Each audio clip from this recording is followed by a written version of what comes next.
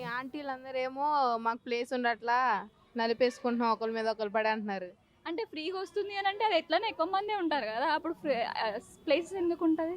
ఇందాక ఒక అమ్మాయి ఈసారి నుంచి మెట్రో కూడా ఫ్రీగా ఇస్తే బాగుండిద్ది అనింది. లేదు, ఫ్రీగా వచ్చింది అని అంటే మనకు డెఫినెట్లీ అది లాసే. చాలా మంది గర్ల్స్కే కాకుండా కాలేజ్ స్టూడెంట్స్ అబ్బాయిలకు కూడా పాస్ కష్టం కదా, వాళ్ళకు కూడా ఇస్తే బాగుండిద్ది అంటున్నారు.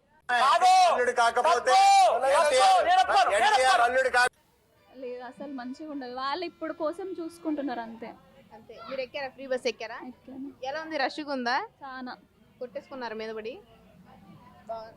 అంటే ప్లేస్ లేదు, ఏం లేదు, ఏమి ఉండట్లేదు, మొత్తం రష్ రష్ రష్.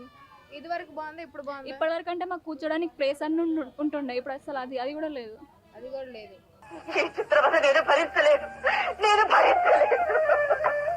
ఈ స్కీము ఎందుకు వేస్ట్ అంటారా? వేస్ట్ అంటే యూజ్ లేదు అని అనిపించింది. యూజ్ లేదు. ఏదైనా కొత్త పథకాలు రావాలని కోరుకుంటున్నారా? లేదు, ఉన్న పథకాలని మంచిగా చూసుకుంటే చాలా అని అనుకుంటున్నా. మంచిగా చూసుకుంటారు. ఫ్రీ బస్సు బాగానే ఉంది అంటే ఇప్పటివరకు ఎంజాయ్ చేశారు కదా. ట్రిప్స్ ఏమైనా ప్లాన్ చేశారు ఫ్రెండ్స్తో ఫ్రీ బస్సులో? లేదు, చేయలేదు. చేయండి. ఇప్పుడు బస్సులు ఫ్రీ, టికెట్లు ఫ్రీ 5 సంవత్సరాలు. ఫ్రీగా ఏం వద్దు.